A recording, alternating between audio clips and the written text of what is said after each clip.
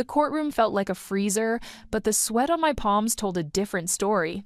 I sat at the wooden table, my hands folded so tightly my knuckles had turned white. Across from me, Brandon looked like he'd already won the lottery. His expensive suit was perfectly pressed, his hair slicked back the way he always wore it when he wanted to impress someone important. Next to him sat Crystal, his secretary, who had somehow become much more than that. She wore a dress that cost more than most people's rent, her blonde hair cascading over her shoulders like she was posing for a magazine. Behind them, Margaret sat in the front row like a queen watching her subjects. Brandon's mother had that same cold smile she'd worn at our wedding 12 years ago, the one that never quite reached her eyes. She'd never liked me, not from the very first day Brandon brought me home. Today, that smile looked different, though. It looked like victory. Judge Wong shuffled through papers at her desk, her reading glasses perched on the end of her nose. She was known for being fair but tough, the kind of judge who didn't tolerate nonsense from anyone. I'd heard lawyers talk about her in hushed tones, saying she could see through lies like they were made of glass. My lawyer, Mr. Peterson, sat beside me looking defeated. He'd warned me this morning that things didn't look good. Brandon's team had painted me as a lazy wife who contributed nothing to the marriage. They said I was just a gold digger who married Brandon for his money and his family's real estate business. The worst part was, some of it sounded believable when they said it out loud in that cold courtroom. Mrs. Martinez. Judge Wong's voice cut through my thoughts. Do you have anything else to present to the court? I reached into my purse with shaking fingers and pulled out a thick manila envelope. It was sealed with tape, and my name was written across the front in my own handwriting. I'd prepared this envelope 3 days ago, but looking at it now, I wondered if I was making a huge mistake. Yes, Your Honor, I said, my voice barely above a whisper. I have some additional evidence. Brandon leaned over to whisper something to his lawyer, but I caught the smirk on his face. He thought this was funny. He thought I was pathetic, scrambling for anything that might save me from losing everything I'd worked for. As I walked toward the judge's bench, my legs felt like they might give out. The envelope seemed to weigh 1,000 pounds in my hands. Behind me, I could hear Crystal's high-pitched giggle, the same sound she made when Brandon told her jokes at the office. The same laugh I'd heard through our bedroom wall when I came home early from a client meeting 6 months ago. Judge Wong took the envelope from my trembling hands and looked at it carefully. What is this, Mrs. Martinez? Evidence, Your Honor? Evidence that changes everything? Brandon's lawyer stood up quickly. Objection, Your Honor. We haven't had time to review whatever Mrs. Martinez is trying to present. Overruled, Judge Wong said firmly. I'll review this and determine if it's admissible. I walked back to my seat, feeling every eye in the courtroom following me. Brandon was whispering urgently to Crystal now, but she just shrugged like whatever I'd given the judge couldn't possibly matter. Margaret leaned forward in her seat, her cold eyes fixed on me like a hawk watching a mouse. Judge Wong opened the envelope carefully, pulling out several sheets of paper and what looked like a small recording device. Her eyebrows raised slightly as she began reading. The courtroom was so quiet I could hear the clock ticking on the wall behind her. Brandon couldn't sit still anymore. He kept shifting in his chair, running his hands through his perfect hair. What could she possibly have? He muttered to Crystal, loud enough for me to hear. Crystal giggled again, that awful sound that made my skin crawl. Probably just more of her pathetic attempts to make herself look important. She whispered back, "Don't worry, baby. After today, we'll have everything. The house, the cars, the business. She'll be left with nothing." Margaret's smile grew wider. "As it should be," she said quietly. "That woman never deserved my son or anything that comes with being a Martinez." But something was changing in Judge Wong's expression. Her eyebrows had drawn together, and she was reading more carefully now. She picked up the recording device and held it close to her ear, pressing a button. I couldn't hear what was playing, but I watched her face change from curious to surprised to something that looked almost like anger. Brandon noticed it too. His confident smirk started to fade as he watched the judge's reaction. "What's taking so long?" he whispered to his lawyer. Judge Wong set down the papers and looked directly at Brandon. Then she did something I never expected. She started to laugh. Not a polite courtroom chuckle, but a real, genuine laugh that echoed off the walls. Brandon blinked rapidly, his face going pale. "What's funny, Your Honor?" The judge looked at him for a long moment, then at Crystal, then at Margaret sitting in the front row. Her smile wasn't kind anymore. It was the smile of someone who just solved a puzzle that had been bothering them for hours. "Karma, son," she said simply, setting the envelope down on her desk. "That's what's funny." Brandon's mouth fell open. Crystal stopped giggling. Margaret's victorious smile disappeared completely, replaced by something that looked almost like fear. The confident, powerful people who had been so sure of their victory just moments ago suddenly looked very small and very worried. I sat perfectly still, my heart pounding so hard I was sure everyone could hear it. Whatever happened next, I knew that envelope had just changed everything. 6 months earlier, my life looked like something from a magazine. I woke up every morning in our beautiful 2-story house on Maple Street, sunlight streaming through the white curtains I'd picked out myself. The kitchen smelled like fresh coffee and vanilla candles, and Brandon would kiss my forehead before heading off to work at his family's real estate office. "Have a great day, beautiful," he'd say, straightening his tie in the hallway mirror. "Don't work too hard on those designs." I'd smile and wave from the kitchen window as he backed his black BMW out of our driveway. Our neighbors probably thought we were the perfect couple. The successful businessman and his talented wife, living the American dream in suburbia. My interior design business was finally taking off after years of hard work.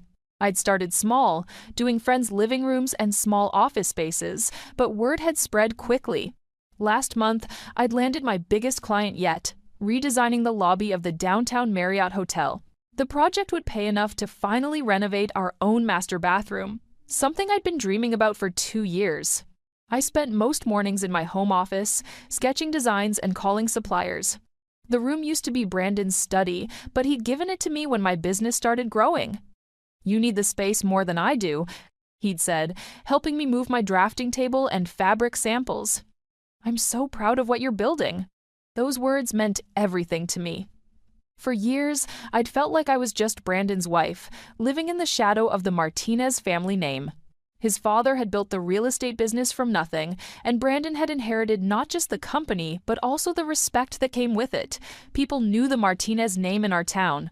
When I introduced myself as Elena Martinez, doors opened that had been closed to Elena Vasquez, the girl from the wrong side of town who'd worked 3 jobs to put herself through design school. Margaret made sure I never forgot where I came from. Brandon's mother had a way of making comments that sounded sweet, but cut deep.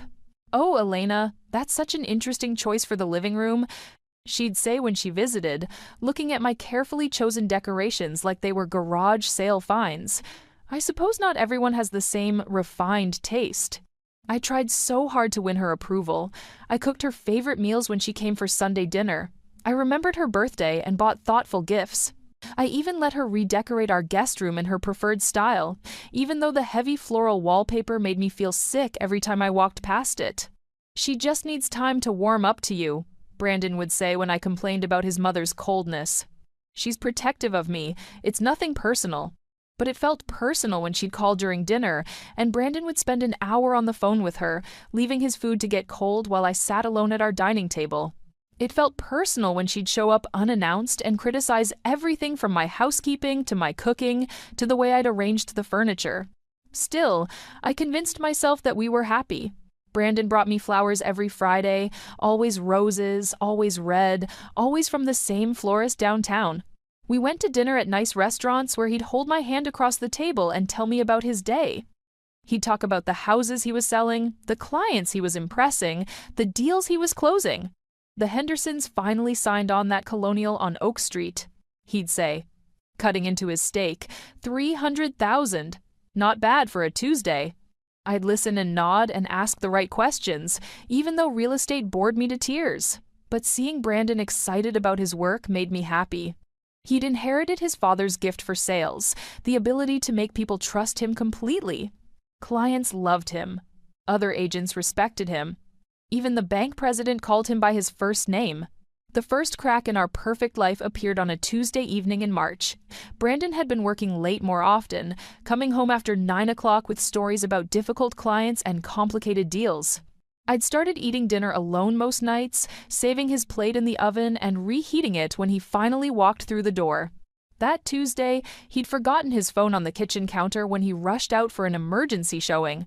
I was loading the dishwasher when it buzzed with a text message. The screen lit up, and I could see the preview without even trying to look. "Can't wait for tonight, baby. Wear the red dress I bought you." My hands froze on the plate I was holding. The message was from someone named Crystal, with a little heart emoji next to her name. I stared at the phone like it might explode, my brain trying to make sense of what I was seeing. Brandon had never bought me a red dress. In 12 years of marriage, he'd never once picked out clothes for me. He always said he didn't have an eye for fashion, that I was much better at that sort of thing. The phone buzzed again. Another message from Crystal. "Margaret says the plan is working perfectly. She won't suspect anything." My legs gave out, and I sank into one of our kitchen chairs. Margaret? Brandon's mother was involved in whatever this was. The woman who barely tolerated me was planning something with someone named Crystal, someone who was clearly more than just a friend to my husband. I sat there staring at that phone until I heard Brandon's car in the driveway. I barely slept that night. Brandon came home at 11:30, full of apologies about the difficult client who'd needed extra hand-holding. He kissed my cheek and headed straight for the shower, humming some song I didn't recognize. I pretended to be asleep when he slipped into bed beside me, but my mind was racing with questions I was afraid to ask. The next morning, I called in sick to my biggest client meeting. I couldn't focus on fabric samples and paint colors when my entire world felt like it was crumbling. Instead, I drove across town to a small office building where my childhood friend Carlos had his private investigation business. Carlos Rivera and I had grown up on the same street, back when my family lived in the tiny apartment above my grandmother's bakery. He'd become a police detective after high school, but started his own PI firm 5 years ago when he got tired of department politics. If anyone could help me figure out what was really going on, it was Carlos. "Elena!" He looked surprised when I walked into his office. "What brings you here? Please tell me this isn't about a cheating spouse." The tears I'd been holding back since yesterday finally spilled over. I think it might be. Carlos poured me coffee in a chipped mug and listened while I told him about the text messages. He didn't interrupt or try to make me feel better with empty words. He just took notes in his careful handwriting and asked the right questions. "How long has he been working late?" Carlos asked. "About 6 months. Maybe longer. I thought he was just busy with the spring market." And his mother mentioned in the text, "That's unusual?" I laughed bitterly. Margaret hates me. She's never included me in anything. The idea that she's planning something with with whoever Crystal is. It makes me sick. Carlos leaned back in his chair. "I'll need a few days to look into this properly. Can you handle acting normal at home until then?" Acting normal felt impossible, but I nodded. What should I do if he gets more messages? Don't touch his phone again. If he's smart, he'll be more careful now anyway. Just try to pay attention to his patterns. When he leaves, when he comes back, any changes in his routine. The next 3 days were torture. I watched Brandon like a hawk, looking for signs of guilt or deception. But he seemed completely normal. He brought me flowers on Friday, just like always. He asked about my work and listened to my answers. He even suggested we plan a weekend trip to the mountains, something we hadn't done in months. "You seem stressed lately," he said over dinner Friday night. "Maybe we both need a break." I almost believed him, almost convinced myself that those text messages had been some kind of mistake or misunderstanding. But then Carlos called. "We need to meet," he said. "Not at my office, somewhere private." We met at a coffee shop on the other side of town, far from anywhere Brandon might go. Carlos slid a manila folder across the table to me, his expression grim.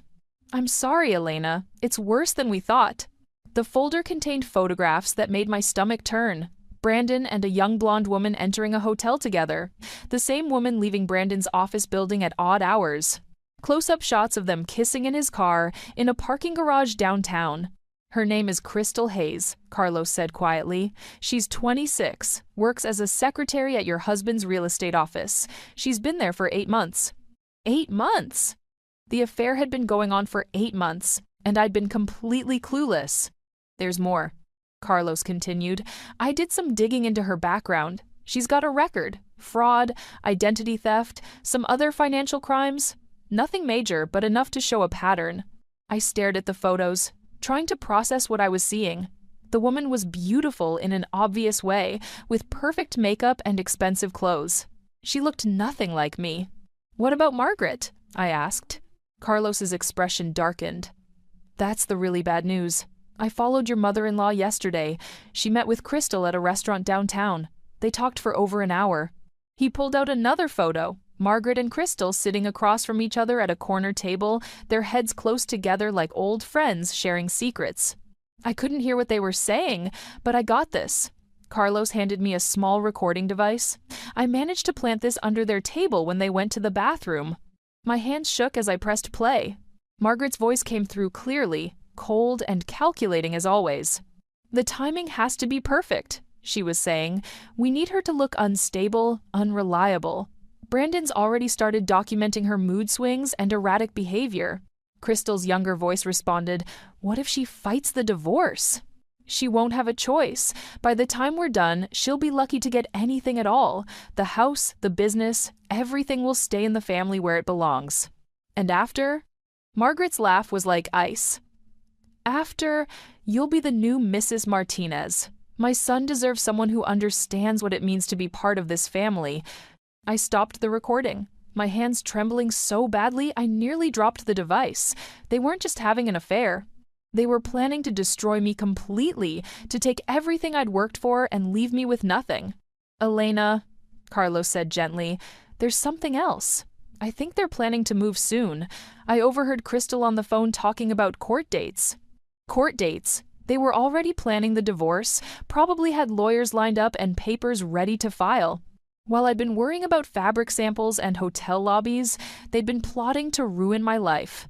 The recording device felt like it weighed 100 pounds in my purse as I drove home that evening. I sat in my car outside our house for 20 minutes, watching the warm light spilling from our kitchen windows, trying to gather the courage to walk inside and pretend everything was normal. Brandon's BMW was already in the driveway, which meant he was home early for once. I found him in the kitchen, stirring something that smelled like his mother's famous beef stew. He looked up when I walked in, giving me that charming smile that had made me fall in love with him 12 years ago. "There's my beautiful wife," he said, wiping his hands on a dish towel. "I thought I'd surprise you with dinner for once. Mom gave me her recipe." Of course she did. Even when she wasn't physically here, Margaret found ways to insert herself into our marriage. I forced a smile and kissed his cheek, tasting the lie on my lips. "That's sweet of you. I'm just going to change clothes." Upstairs in our bedroom, I sat on the edge of our bed and stared at the family photos on my dresser.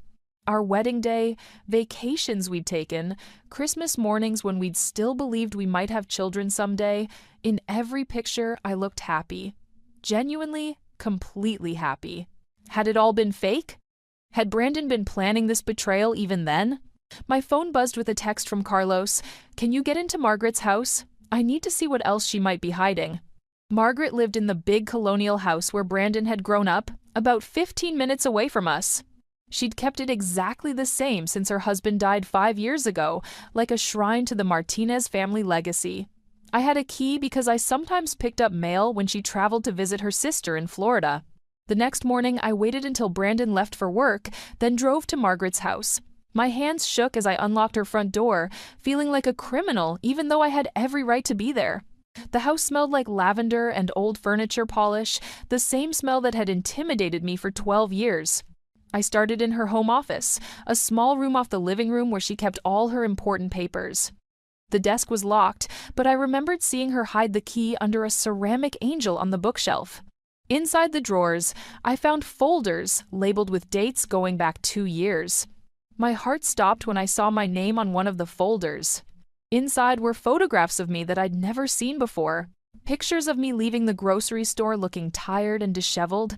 Photos of me crying in my car after a particularly brutal Sunday dinner at Margaret's house. Images of me arguing with Brandon in our driveway after he'd forgotten our anniversary dinner. But worse than the photos were the notes. Page after page of Margaret's careful handwriting, documenting every mistake I'd ever made, every moment of weakness, every time I'd been less than perfect. Elena forgot to send thank you cards for Christmas gifts. shows lack of proper upbringing. Elena served store-bought dessert at dinner party, lazy and inconsiderate to guests. Elena raised her voice during argument with Brandon, unstable and possibly violent tendencies. Elena has been working late frequently, neglecting her duties as a wife. There were dozens of entries, going back almost to the beginning of my marriage. Margaret had been watching me, judging me, building a case against me for years. Every stumble, every bad day, every human moment had been carefully recorded and twisted into evidence of my unworthiness.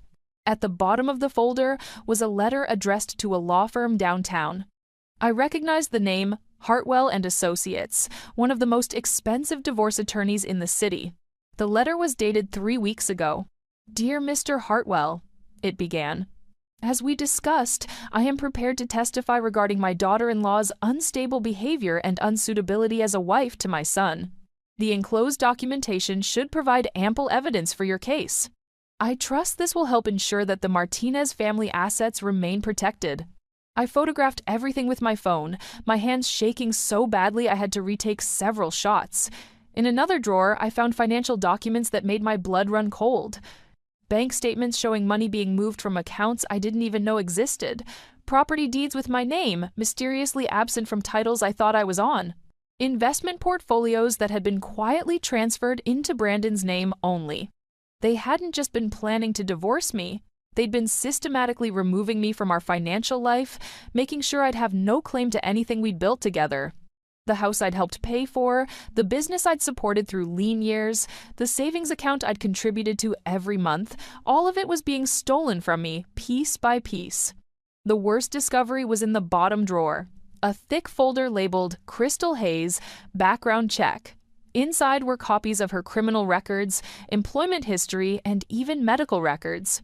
Margaret knew exactly who this woman was, knew about her past crimes and questionable character, and she was still planning to welcome her into the family. There was also a timeline, written in Margaret's precise handwriting, outlining their entire plan. The affair had been orchestrated from the beginning. Crystal had been hired specifically to seduce Brandon.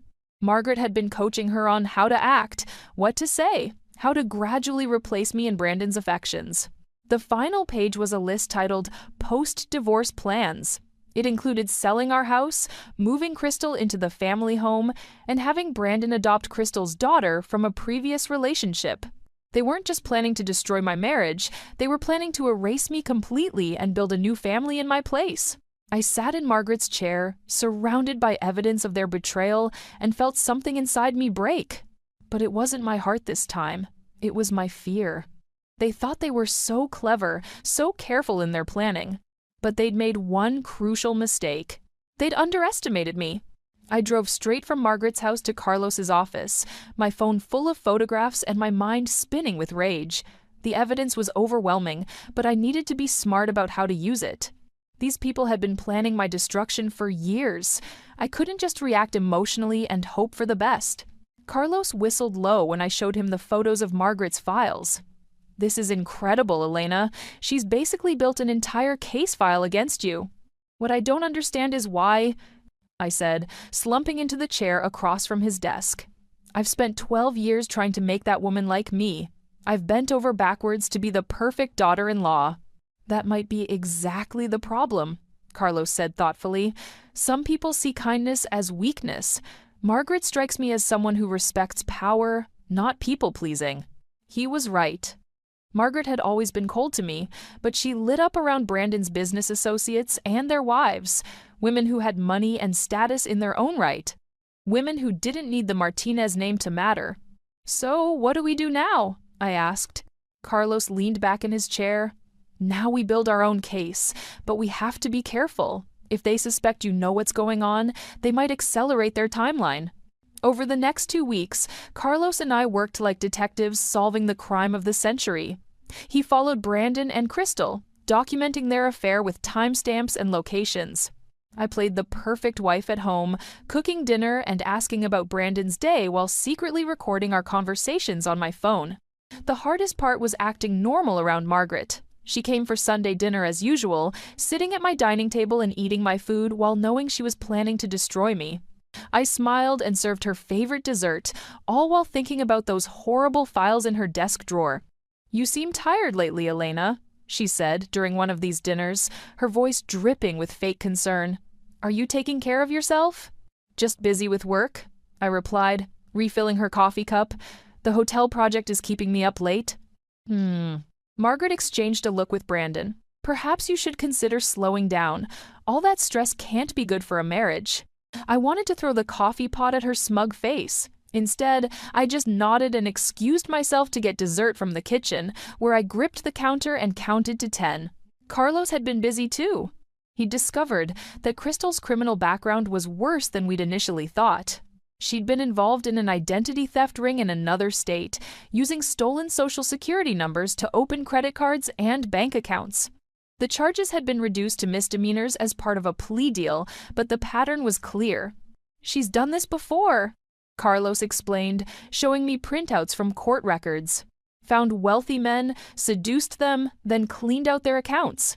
Brandon isn't her first target." "Does he know about her past?" "Based on what I've seen, I don't think so. Margaret knows. She's got all this information in her files, but I think she's keeping it from Brandon. She's using Crystal as much as Crystal is using him." That gave me an idea. If Brandon didn't know about Crystal's criminal history, maybe I could use that information somehow. But I needed to be strategic about it. Carlos also discovered something else that made my blood boil.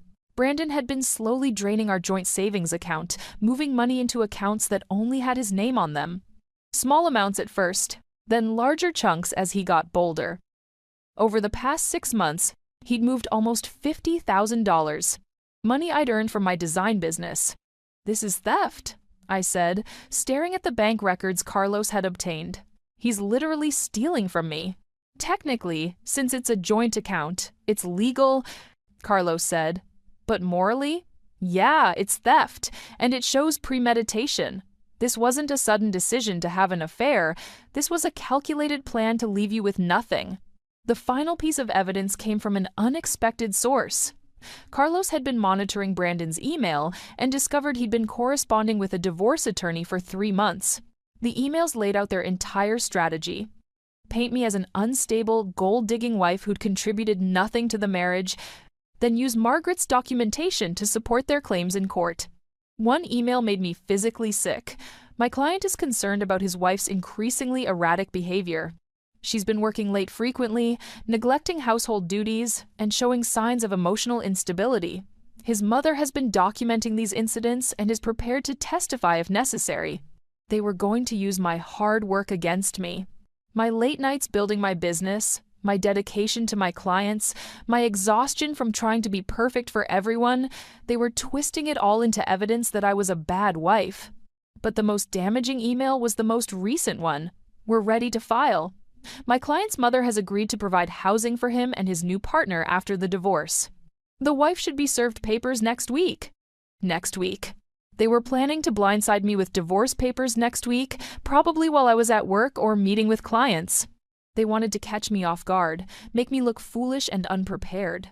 I sat in Carlos's office, staring at all the evidence we'd gathered, and felt a strange calm settle over me. For weeks I'd been hurt and angry and scared, but now I just felt determined. "Carlos," I said quietly, "I need you to help me prepare something special for court." He raised an eyebrow. "What kind of special?" I smiled for the first time in weeks, the kind that's going to teach them what karma really means. The divorce papers arrived on a Thursday morning, delivered by a nervous-looking young man who apologized 3 times before handing me the envelope. I signed for them with steady hands, even managed to smile and offer him a glass of water for his trouble. He looked relieved that I wasn't screaming or crying like he'd probably expected. I waited until his car disappeared down our street before opening the papers. Reading them felt like being punched in the stomach repeatedly. Brandon was asking for everything: the house, his business, our savings, even my car. According to the documents, I was an unemployed spouse who had contributed minimally to the marital assets. Unemployed? I'd built a successful design business from nothing, but somehow that didn't count because I worked from home and didn't have a fancy office building with my name on it. My phone rang within minutes. It was Brandon, his voice dripping with fake sympathy. Elena, honey, I'm so sorry you had to find out this way. I wanted to tell you in person, but my lawyer said it was better to handle things officially. Your lawyer, I repeated, keeping my voice carefully neutral. How long have you been planning this, Brandon? It's not like that. We've grown apart, you know? We want different things. I think we'll both be happier if we make a clean break. A clean break? Like 12 years of marriage was just a business deal gone wrong. I see. And Crystal? Is she part of this clean break? The silence on the other end told me everything I needed to know. When he finally spoke, his voice had lost its fake warmth. I don't know what you think you know, but Crystal is just a friend. This divorce is about us, Elena, about how we've failed as a couple. How we've failed. Not how he'd betrayed me or how his mother had been sabotaging our marriage for years. How we'd failed. I'll need some time to process this, I said, and to find a lawyer. Of course, take all the time you need. I'll be staying at my mother's house until we can work out the details. Of course he would. Margaret was probably already preparing the guest room, maybe even letting Crystal pick out new curtains. After I hung up, I called Carlos. It's time, I said simply. You sure you're ready for this? I've never been more ready for anything in my life. That evening, I put on my best performance yet. I called Brandon, crying and begging him to reconsider. I told him I'd do anything to save our marriage, that I'd change, that I'd be a better wife. I could practically hear him smiling through the phone. I'm sorry, Elena, but my mind is made up. Maybe if you'd tried harder before, things could have been different. Perfect. Let him think I was broken and desperate. The next day, I drove to Margaret's house for what I told her would be a final goodbye. She answered the door wearing a black dress, like she was already in mourning for my marriage. Elena, dear, she said, not inviting me inside. I heard about the divorce papers. I'm so sorry things didn't work out. I was hoping we could talk, I said, letting my voice shake slightly. Maybe you could help me understand what went wrong. Margaret's eyes lit up with cruel satisfaction. She'd been waiting years for this moment, the chance to finally tell me exactly what she thought of me. Come in, she said, stepping aside. I suppose we should clear the air. We sat in her pristine living room, surrounded by family photos that had never included me, not really. Even in the pictures where I appeared, I looked like an outsider who'd wandered into someone else's family portrait. The truth is, Elena, you were never right for Brandon, Margaret began, settling into her favorite chair like a queen holding court. You didn't understand what it meant to be part of this family. You were always so common. I nodded sadly, encouraging her to continue. The small recording device in my purse was capturing every word. Brandon needs someone who can match his ambition, someone who understands business and society, someone like Crystal. Crystal? I asked, as if I'd never heard the name before. Margaret smiled. She's a lovely girl, so sophisticated, so understanding of what Brandon needs. They make a much better match. Have you met her? Oh yes, many times. She's been helping Brandon through this difficult period. Such a supportive young woman. For the next hour, Margaret laid out their entire plan, thinking she was just twisting the knife in my wounded heart. She told me how Crystal was perfect for Brandon, how they'd been planning this transition for months, how I'd be much happier once I accepted that I didn't belong in their world. You'll find someone more suitable to your background, she said with false kindness. Someone who doesn't expect so much. When I finally left Margaret's house, I had everything I needed. Her confession, her admission of the conspiracy, her complete lack of remorse for destroying my life. That night, I sat at my kitchen table and prepared the envelope that would change everything. Inside went copies of all the evidence Carlos and I had gathered, the photos, the financial records, the emails, the recordings. But most importantly, I included a letter I'd written to Judge Wong, explaining exactly what had been done to me and asking for justice. I sealed the envelope carefully, wrote my name across the front, and set it aside for court. Brandon came home late that night, probably from Crystal's apartment. He found me in the kitchen, apparently crying over a cup of tea. Elena, he said softly, I know this is hard, but it's for the best. I looked up at him with red-rimmed eyes. I know, I whispered. I just never thought it would end like this. He actually looked guilty for a moment. Maybe we can still be friends after everything is settled. I nodded, not trusting myself to speak. Friends. After he'd stolen my money, planned my humiliation, and replaced me with a criminal. I'll see you in court, I said quietly. Yeah, he replied, already heading upstairs. See you in court. He had no idea how true those words would be. The morning of our court date, I woke up before dawn and stood in front of my bedroom mirror for a long time. I chose a simple navy blue dress. Professional but not flashy, the kind of outfit that said I was serious and trustworthy. I braided my hair back neatly and put on the pearl earrings my grandmother had given me for my wedding day. If this was going to be my last day as Mrs. Martinez, I wanted to look like someone worth fighting for. Carlos picked me up at 8 o'clock. You ready for this? He asked as we drove toward the courthouse. I've been ready for months, I said, clutching the manila envelope in my lap. They have no idea what's coming. The courthouse was exactly as cold and intimidating as I remembered from our first hearing. Brandon sat at his table looking confident and relaxed, like he was about to close an easy real estate deal. His expensive lawyer shuffled through papers with the bored efficiency of someone who'd done this 1,000 times before. Crystal sat in the front row behind him, wearing a designer suit that probably cost more than most people's monthly rent. She kept touching Brandon's shoulder and whispering in his ear, playing the role of the supportive new girlfriend perfectly. Margaret sat beside Crystal, her back straight and her hands folded in her lap like she was attending a church service. She caught my eye across the courtroom and gave me a small, cold smile that said everything I needed to know about how she expected this day to end. Judge Wong entered the courtroom and called us to order. Brandon's lawyer presented their case first, painting me as an unstable, unemployed woman who deserved nothing. Then came the moment I'd been waiting for. Mrs. Martinez, do you have anything else to present to the court? I handed Judge Wong the envelope and watched her face change as she read through the evidence. When she picked up the recording device and listened to Margaret's voice admitting to their conspiracy, her expression shifted from curious to shocked to something that looked like controlled anger.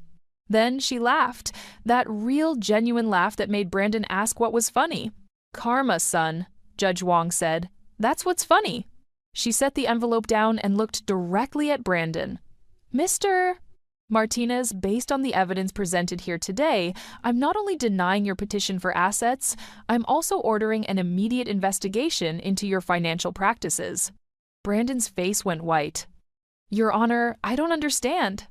The evidence shows systematic theft from joint accounts, conspiracy to defraud, and perjury in your initial filings. Judge Wong continued. Mrs. Martinez, you are awarded the family home, all marital assets, and full ownership of your business. Mr. Martinez, you are ordered to return all funds illegally transferred from joint accounts, plus penalties. Crystal jumped up from her seat. This isn't fair. She's lying. Miss Hayes. Judge Wong's voice cut through the courtroom like ice. I suggest you remain quiet. The evidence also shows your involvement in this conspiracy, and given your criminal background, I'm recommending the district attorney review this case for possible charges. Crystal's face crumpled as she realized her past had been exposed. Margaret grabbed her arm, trying to pull her back down, but the damage was done. Furthermore, Judge Wong continued, Mrs. Margaret Martinez, your documented harassment and conspiracy against your daughter-in-law constitutes elder abuse of process. You're hereby ordered to have no contact with Mrs. Elena Martinez and to pay damages for emotional distress. Margaret's mouth fell open. For the first time in 12 years, she was completely speechless. Brandon found his voice. Your Honor, surely there's been some mistake. The only mistake, Mr. Martinez, was thinking you could destroy an innocent woman and get away with it. Judge Wong's gaze was steel. This court finds your behavior reprehensible. You've lost everything you tried to steal, and you'll face criminal charges for fraud and theft. As the judge's words sank in, I watched my husband's world collapse around him. The confident businessman was gone, replaced by a scared man who finally understood the consequences of his actions. Crystal was crying now, her perfect makeup running down her cheeks. Brandon, you said this would work. You said she was stupid. Shut up, Brandon hissed, but it was too late. Even his own lawyer was backing away from him.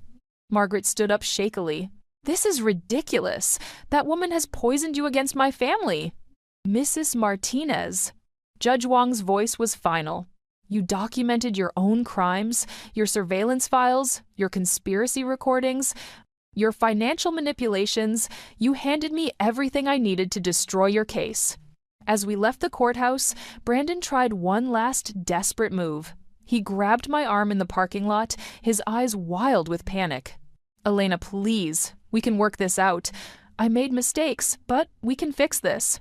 I looked at him, really looked at him, for the first time in months. The charming man I'd fallen in love with was gone, replaced by someone I didn't recognize. Brandon, I said quietly, you whispered that I'd need my tears when you took the house. Crystal giggled about taking the car. Your mother smiled about taking my pride. I pulled my arm free. But Karma had other plans. 6 months later, I was sitting in my newly renovated kitchen, the one I'd always dreamed of, reading the newspaper over morning coffee. The headline made me smile. Local real estate agent sentenced to 2 years for fraud. Brandon had lost everything. His business license was revoked, his assets seized to pay back what he'd stolen. Crystal had been deported after her visa violations came to light during the investigation.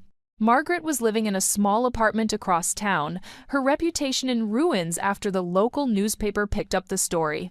My design business was thriving. Word had spread about the woman who'd outsmarted her cheating husband and his criminal mistress. Clients respected someone who could handle adversity with intelligence and grace. Carlos knocked on my door that morning, holding a bottle of champagne. Thought we should celebrate, he said. Brandon's appeal was denied. I poured 2 glasses and we sat on my back porch, looking out at the garden. I was finally free to design however I wanted. Any regrets? Carlos asked. I thought about it for a moment. Just one, I said. I regret not seeing through them sooner. But then you wouldn't have had such a perfect revenge. I laughed, the sound echoing across my beautiful yard. It wasn't revenge, Carlos. It was justice. There's a difference. He raised his glass. To justice, then. To karma, I corrected, clinking my glass against his. And to never underestimating a woman who's been pushed too far. The sun was shining, my coffee was perfect, and for the first time in years, I was exactly where I belonged. In my house, living my life, free from people who never deserved me in the first place. Sometimes the best revenge really is living well.